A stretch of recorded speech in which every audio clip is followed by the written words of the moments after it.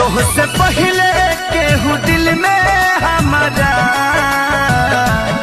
सुन आइल चाहे कोइल ना रहे। ई प्यार कल परसों के काजिल न रहे। भुला गइल वैसे जैसे भाजिल न रहे।